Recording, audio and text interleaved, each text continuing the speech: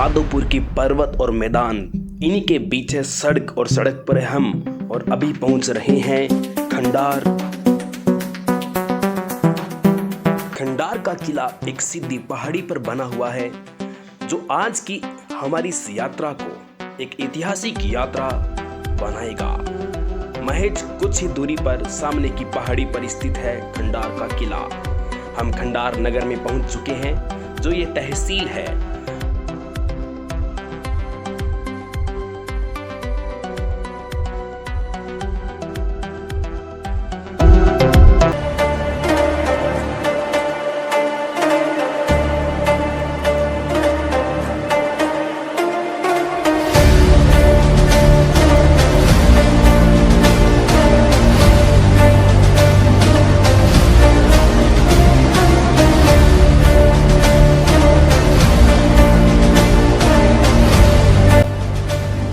शताब्दी में बना ये किला अरावली पहाड़ी पर न होकर विंध्याचल पर्वतमाला पर स्थित है, क्योंकि आप जानते हैं रणथंभौर क्षेत्र में अरावली और विंध्याचल पर्वतमाला का संगम होता है। सुनसान रास्ते, कंटीली झाड़ियां, दुर्गम रास्ते इस यात्रा को और भी भयानक बना रही है, लेकिन हम लक्ष्य तक पहुंचेंगे।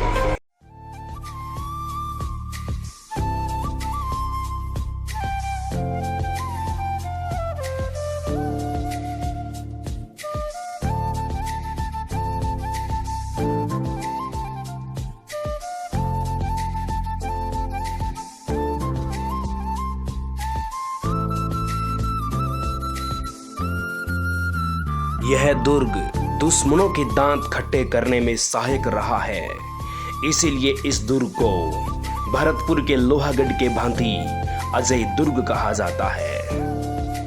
इस दुर्ग को न जीत पाने का एक प्रमुख कारण ये भी रहा है क्योंकि दुर्ग के और इस पहाड़ी के चारों तरफ सपाट मैदान है। बनास, चंबल जैसी नदियों का स्पष्ट मैदान है।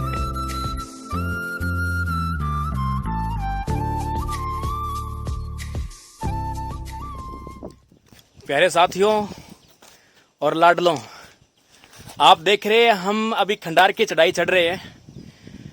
हालत कुछ ऐसी है कि मैं अभी 2 मिनट रुककर सांस लेके अभी बातचीत कर रहा हूं आपसे।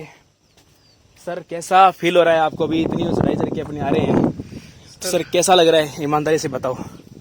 ये जो चढ़ाई है, इस दुर्ग के बारे में कहा जाता है कि बिल्कुल सीधी पहाड़ी पर बना हुआ है। हाँ जी। तो आज इसको देख के आभास भी हो गया कि वाकई में सीधी पहाड़ी पर है, कि मेरी यहाँ से पसीना जो निकल रहा है वो सीधा एडी से चोटी वाला पसीना है। ये वाकई में पसीना दिख रहा है क्या? मुंह पे देखो आप, यहाँ सर से पसीना निकलने के बाद सीधा पसीना नाक से होते हुए कोई आंखों में जा रहा है, कभी मुंह में जा रहा है। मनोज सर जी हमारे साथ है।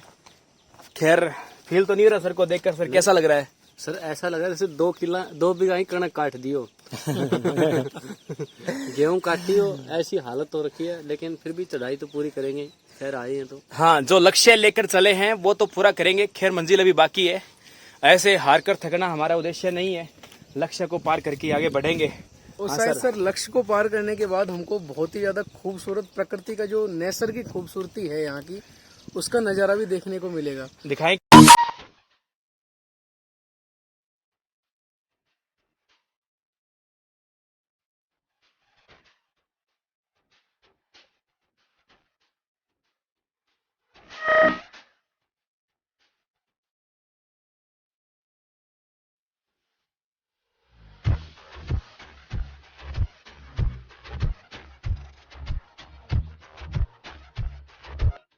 खंडार का किला रणथंभौर दुर्ग के अंगरक्षक दुर्ग के रूप में भी कार्य करता रहा है। यह राष्ट्रीय उद्यान क्षेत्र का अंग क्षेत्र है। भौतिक स्वरूप के माध्यम से देखा जाए तो सामने की पहाड़ियां जो आप देख रहे हैं, इनके जस्ट उधर रणथंभौर का क्षेत्र आता है। आखिरकार हम प्रवेश द्वार पर पहुंच चुके हैं। खंडित अवस्था में हाथी की प्रतिमा हमें यहाँ पर मिलेगी और अब हम देखेंगे यहाँ का स्वागत कक्ष उस जमाने में कैसा होता था। और ये है इस दुर्ग का पहला प्रवेश द्वार, हाथीपौर।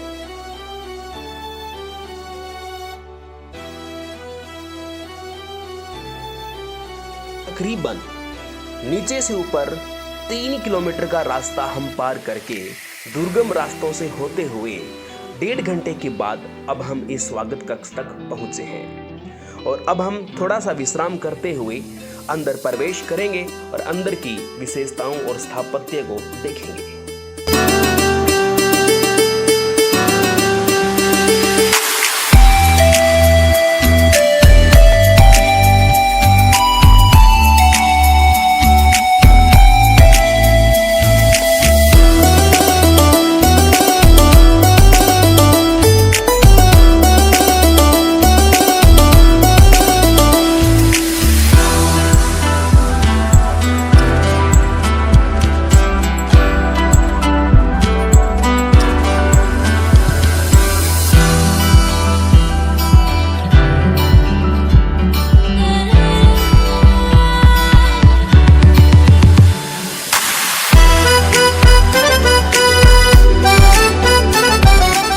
आज आप देख रहे हैं राजस्थान का तीसरा तारागढ़ यानी कि खंडार दुर्ग सवाई माधोपुर। तो सवाई माधोपुर के खंडार दुर्ग में आपका एक बार स्वागत है और आप देख रहे हैं कि हम एक लंबा संघर्ष करके और कठिन और दुर्लभ मार्गों से हम बढ़ते हुए यहाँ खंडार दुर्ग के इस पहले प्रवेश द्वार पर पहुँचे हैं। तो हमारे साथ है सोलंकी सर जो आपको बताएंगे कि इस दरवाजे के बारे में क्या इतिहास है और यहाँ की क्या जानकारी मिलती है। तो सर आपका स्वागत है और बताइए इस दरवाजे के बारे में हमें क्या जानकारी मिलती है। सर आपका बहुत बहुत वेलकम है कि आप सवाई माधोपुर ज़िले में मेरे ज़िले में एंटर हुए और आपने खंडार का ये दुर्ग भ्रमण के लिए आप मेरे साथ आए। आप सर वहाँ से आ रहे हो तो बड़ा दुर्गम रास्ते को पार करके और आप आए और आपने देखा होगा कि यहीं पास में ही एक हाथी की मूर्ति भी बनी हुई है। और सर ये जो दुर्ग है इसको अगर यहाँ के लोकल लोगों से आप जानकारी प्राप्त करोगे तो वो बताएंगे कि इस दुर्ग का जो प्रवेश द्वार है, पहला प्रवेश द्वार है, यहाँ पे 3 बड़े बड़े आगे देखेंगे हम 3 बड़े बड़े दरवाजे भी बने हुए हैं। तो इस प्रवेश द्वार को वैसे हाथी पोल के नाम से जाना जाता है और इसको इंडिकेट करने के लिए बाहर हमने अभी जैसे हाथी की मूर्ति भी देखी थी।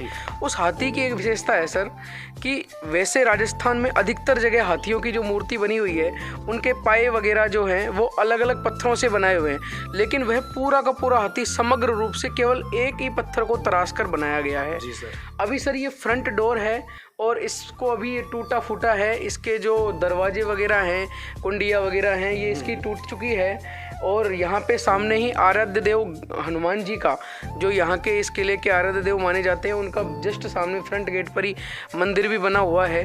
और इस दुर्ग में और भी काफ़ी चतुर्भुज जी का मंदिर है, गोविंद देव जी का मंदिर है, एक जयंती देवी का मंदिर है, माता जी का मंदिर है और इसके अलावा भी अन्य काफ़ी झीलें और कुएँ भी हैं। तो आइए सर साथ साथ चलते चलिए और हम इस पूरे दुर्ग को विजिट करते हैं। तो सर जैसा कि आपने बताया कि ये दुर्ग के दरवाजे हैं और इस दरवाजे के कुछ अवशेष आपके सामने हैं।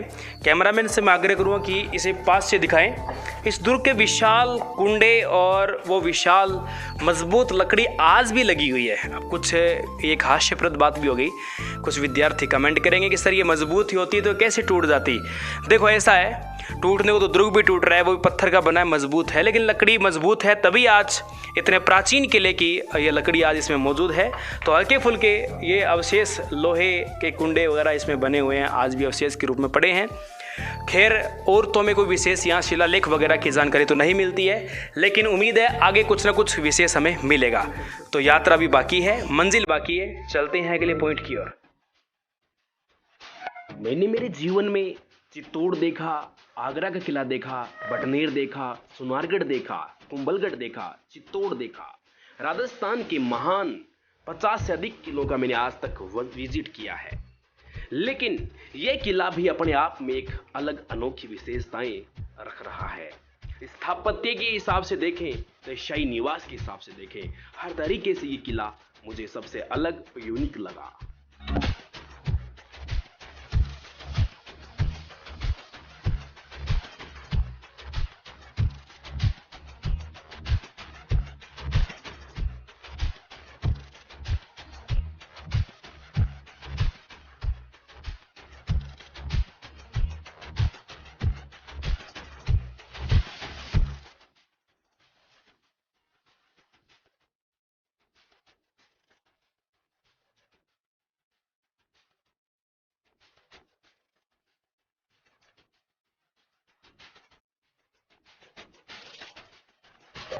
इस दुर्ग का दूसरा दरवाजा हमें यह एहसास दिला रहा है कि ये स्थापत्य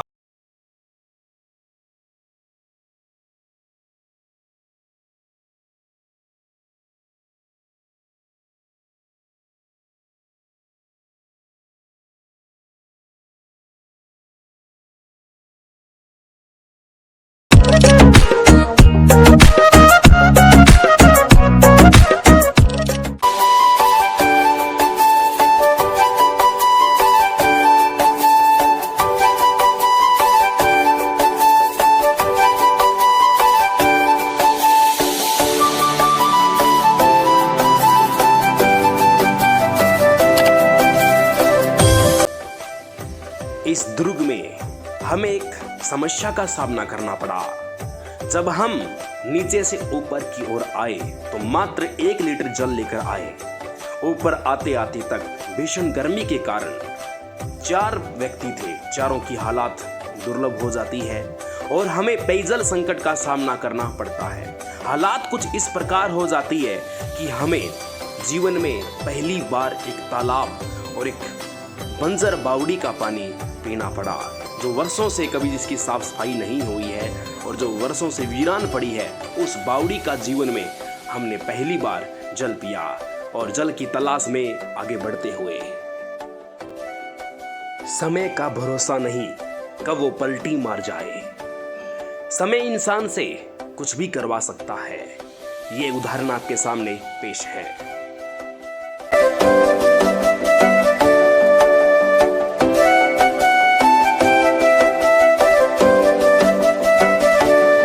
इस भीषण और वीरान बावड़ी को देखकर अब तय ये करना है कि सबसे पहले आगे कौन बढ़ेगा, लेकिन किसी एक को तो आगे बढ़ना ही होगा।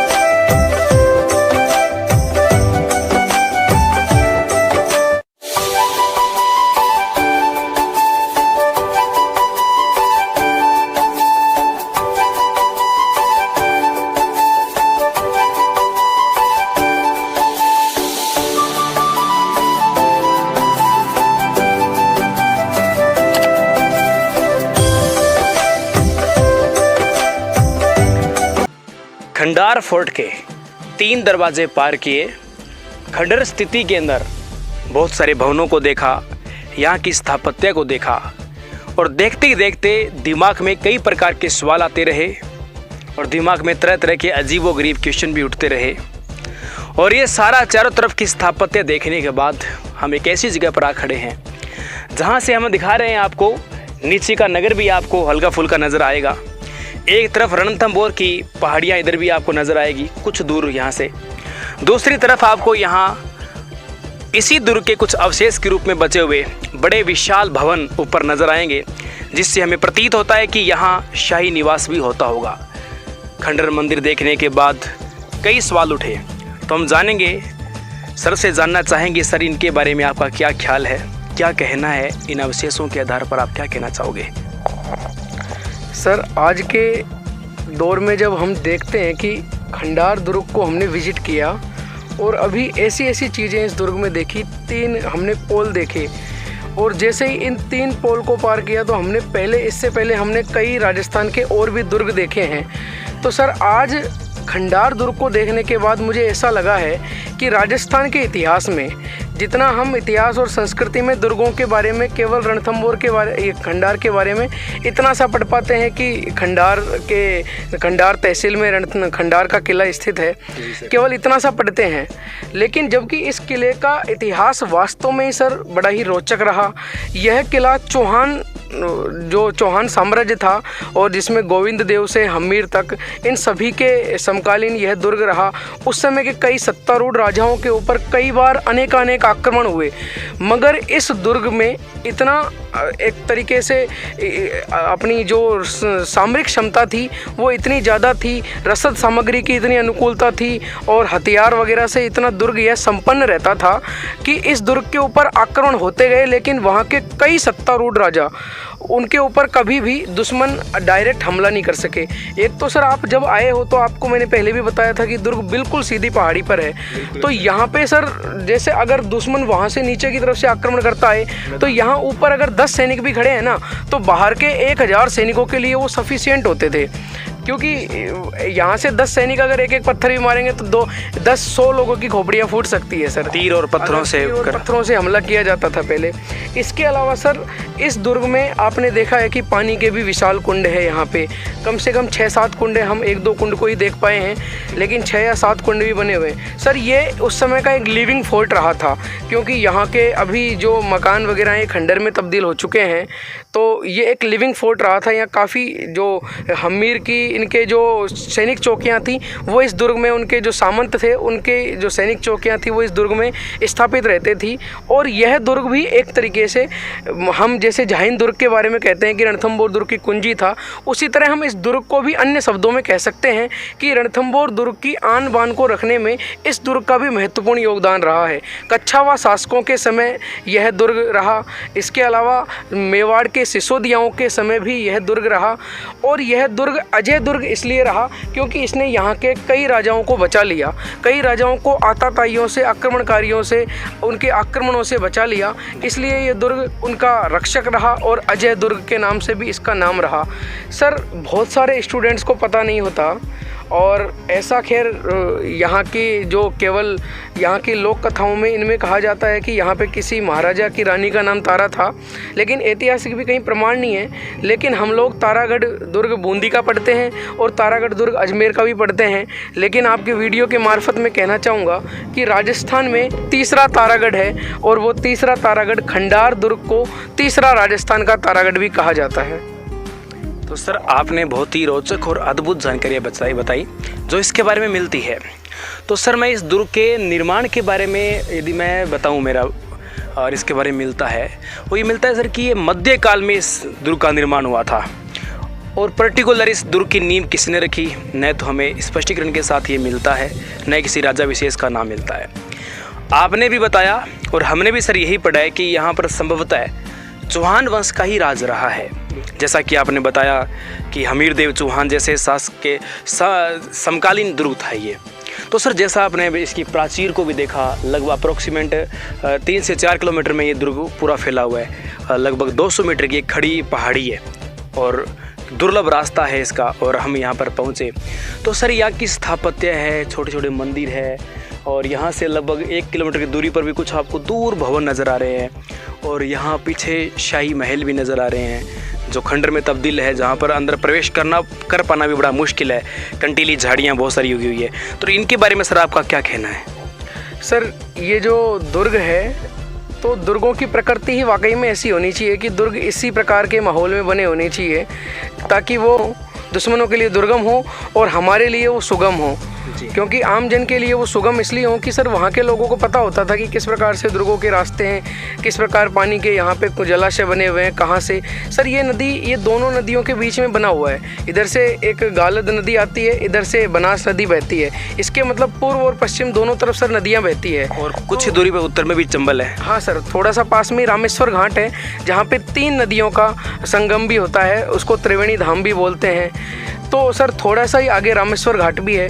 तो 3 पानी की यहाँ पे प्रचुरता रही है। यहाँ के जो आम जन थे ये कभी भी खाद्य सामग्री के मामले में कभी भी किसी के ऊपर तरसते नहीं थे, मोहताज नहीं थे, क्योंकि यहाँ प्रचुरता रही है। अगर पानी रहेगा तो ऑटोमेटिक सी नॉर्मल बात है सर कि वहाँ पे आपको पता है कि वहाँ खाद्य सामग्री की इनकी प्रचुरता होगी, फसलें अच्छी पैदा होगी। तो इस दुर्ग में भी सर ये दुर्ग जिनके भी फेवर में था, कब्जे में था, तो इस दुर्ग पे आक्रमण तो बहुत सारे हुए, क्योंकि ये दुर्ग पूरी तरीके से एक तरीके से संपन्न दुर्ग था, और संपन्न दुर्ग था तो उसके ऊपर आक्रमण होने ही थे।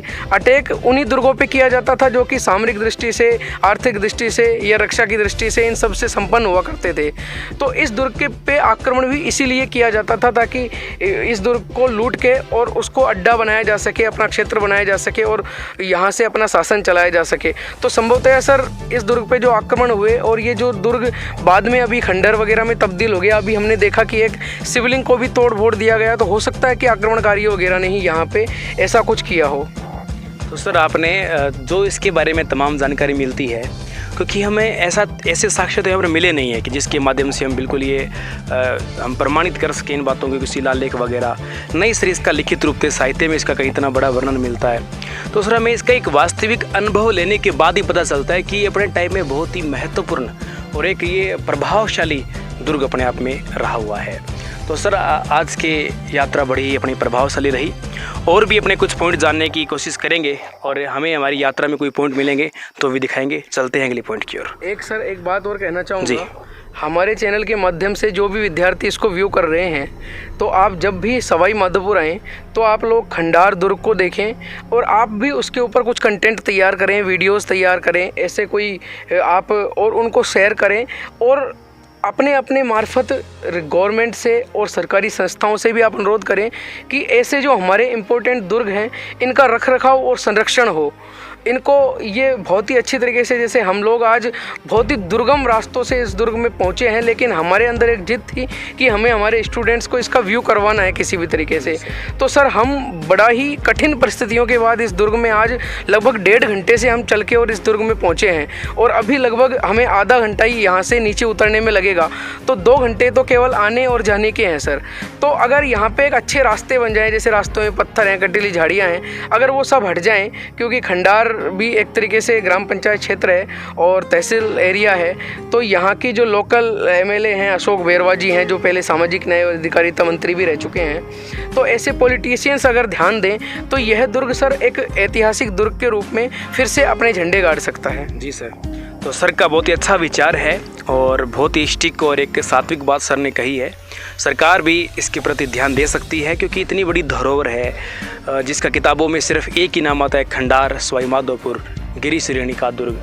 दुख होता है, ऐसे मैंने कई दुर्ग देखे जिनके बारे में किताबों में 10 लाइनों में इतिहास लिखा होता है और उसके ऊपर 50 उसमें टिप्पणियाँ की होती है, 5-5 बड़े बड़े पॉइंट दिखाए होते हैं। जब हम उसे ढूंढने देखने जाते हैं तो हमें उसकी एक प्राचीर तक नहीं मिलती है, और जिसे हम सोच कर ये है कि किताबों में एक छोटा सा नाम मिलता है, बड़ा नाम नहीं है, लेकिन वो बात की खोदा पहाड़ निकला चूहा वो तो कहीं और होता है। लेकिन यहाँ तो छोटा सा नाम सोचा था खंडार, खंडर ही कोई होगा, लेकिन खंडर स्थिति तो है, लेकिन दुर्ग वाकई में बहुत बड़ा है। उम्मीद थी इतने से दुर्ग की, लेकिन पहाड़ की तरह बड़ा ही मिला है। तो रणथंभौर दुर्ग सर यहाँ से संभवतः कितनी दूर है सर? यहाँ से सर रणथंभौर दुर्ग की अगर हवाई दूरी देखी जाए, वैसे तो सर अगर हम सवाई माधोपुर रूट से ही जा सकते हैं, क्योंकि डायरेक्ट जंगल में होके तो हम जा नहीं सकते, क्योंकि हम बाघ तो है नहीं, जंगली जानवर है नहीं सर, हम तो जंगल में होके जा नहीं सकते। तो हवाई दूरी तो 15, 16, 20 किलोमीटर के लगभग है सर। लेकिन अगर हम बाई रोड जाएंगे तो सर लगभग यहाँ से रणथंभौर दुर्ग 50 किलोमीटर के आसपास है सर। जी यस सर। तो ये दुर्ग है रणथंभौर से कई गुना बड़ा भी है, और स्थापत्य के मामले में देखा जाए तो उससे ये 5% एक्स्ट्रा योगा कम नहीं है, लेकिन इसकी संस्कृति, इसकी स्थापत्य का रखरखाव नहीं है। तो मैं भी सरकार से यही अनुरोध करना चाहूँगा, ASI विभाग से यही अनुरोध करना चाहूँगा कि आप इस हमारी स्थापत्य को, इस धरोहर को भी संजोएं। ये भी इतिहास में अपने अस्तित्व रखती है। 3 किलोमीटर से अधिक इस दुर्ग का परकोटा है। पूरे परकोटे में जिस प्रकार के भवन आप देख रहे हैं, ऐसे 10 से अधिक अलग अलग भागों में यहाँ पर भवन स्थित है, और तो और यहाँ पर बहुमंजिला इमारत भी प्राचीन समय की देखने को मिलती है। ये छोटे भवन आज ध्वस्त स्थिति के अंदर आपके सामने हैं।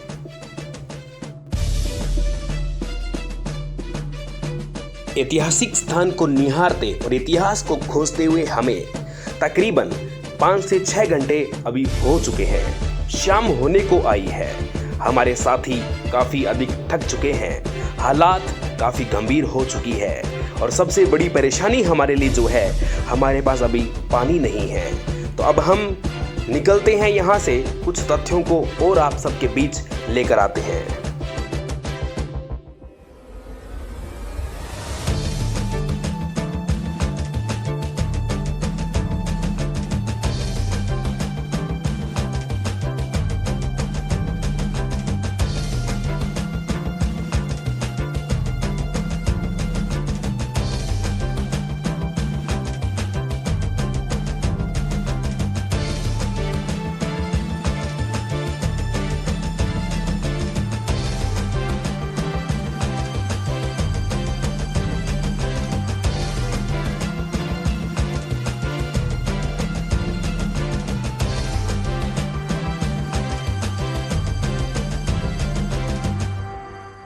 हमारे अलावा भी हमने यहाँ कुछ लोगों को देखा जो सिर्फ चारागाह के उद्देश्य से अपने भेड़ बकरियां लेकर आए हुए थे।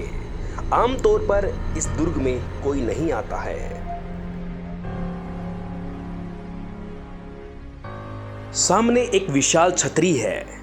यह तो तय नहीं हो पाएगा क्योंकि कोई भी अवशेष हमारे पास नहीं कि छतरी किसकी है। ये द्विमंजिली भवन क्या था ये भी हम कंफर्म नहीं कर पा रहे। आज इस दुर्ग की बदतर हालत है।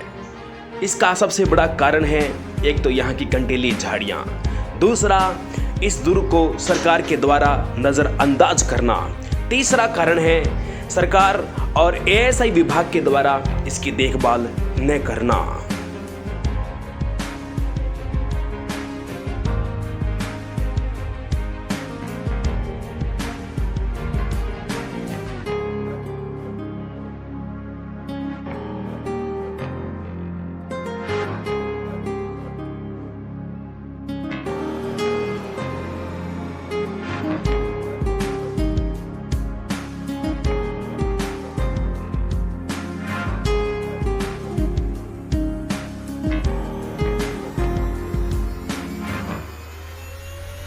सबसे बड़े दुख की बात यहाँ थी मंदिर जो बिल्कुल खंडित अवस्था में, मूर्तियों के टुकड़े टुकड़े और शिवलिंग खंडित अवस्था में, लेकिन स्थापत्य कला और यहाँ के भवन इन मंदिरों से फिर भी कुछ अच्छी हालात में थे। यात्रा की गजेंद्र जी का साथ था, एसके शर्मा का भी साथ था। हम 4 लोग इस यात्रा में आए और आज हमारी यात्रा में मनोज राव सर भी हमारे साथ है। तो इनके हाव भाव से हमें कई प्रकार के इनके हाव भाव हमें महसूस हुए। स्टार्टिंग में कुछ और लग रहा था, अब कुछ और लग रहा है, लेकिन अलग अलग टाइम अलग अलग ऐसे प्रभाव दिख रहा था। लेकिन हम इनसे ही जानेंगे इनको कैसा फील हुआ, कैसा महसूस हुआ। सर आप खुद ही बता दीजिए। सर आप हमारे साथ आए हो, कैसा आपको लग रहा है? नमस्कार सभी ऑडियंस को, मेरे सुनने वालों को, और साथ में मैं थैंक यू बोलना चाहूँगा गजेंद्र सर को और हमारे डीपी सर को, जो हमें एक यहाँ हमारे लिए एक एडवेंचर ही रूप से ये एक यात्रा रही है। जो आप खंडार है, इस खंडार के दुर्ग पे हमें जो घूमने का मौका मिला, शुरुआत में तो ऐसा लगा यार कहाँ फंसा दिए, लेकिन जैसे ही हम इसके ऊपर आए भाई बहुत बढ़िया नज़ारा मिला देखने का। तो शानदार इधर बनास नदी है और एक शानदार नज़ारा, इधर पठार है, पानी भी भरा है चारों तरफ खेतों में, एक नंबर का नज़ारा मिला, देख कर बहुत बढ़िया लग गया। और आपसे भी मैं अपील करूँगा सर, इन ऑडियंस से, ज़िंदगी में मौका मिला है सवाई माधोपुर की तरफ आने का तो एक बार इस पर ज़रूर विजिट करके जाइए भाई। बहुत घनी बढ़िया जगह है और शानदार जगह है। और इस दूसरी बात यह है कि सर यहाँ सीखने को भी ज़िंदगी में तो पहली बार इस पहाड़ों में ऐसे मौका मिला है निकलने का, तो मैं तो मेरे हिसाब से बहुत ज़्यादा बेटर लगा मेरे को। एक अपना जो राजस्थान है जिसको हम जयपुर एक शेखावटी एरिया तक सीमित रह गया था, आज हमने इस मौका मिला टोंक साइड सवाई माधोपुर आने का, तो बहुत अच्छा फील हुआ। यहाँ का खाना पीना भी कई जगह हमने चेक करते आए। अब इसके बाद हमारा चंबल की तरफ भी जाने का टूर है, वो और ही सुखद हमारे सर ने बताया कि सर वहाँ बहुत अच्छा लगेगा आपको। तो आपसे मैं एक बार फिर मेरे सभी श्रोतागणों से, सुनने वालों से भाई यही गुजारिश करूँगा, कदे मौका मिला ज़िंदगी में आने का तो ज़रूर आइयो। और इसी के साथ सर एक बार फिर आपका तहे दिल से धन्यवाद।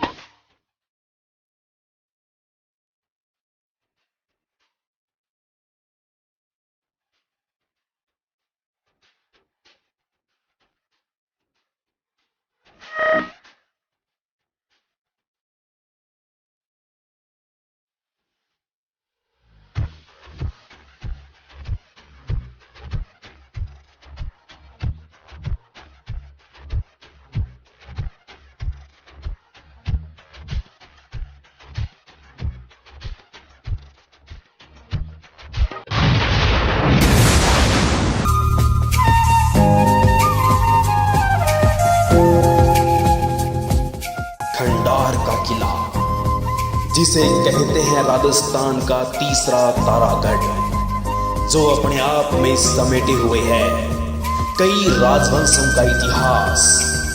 यह दुर्ग कहलाया अजय दुर्ग, चौहानों का बना साक्षी।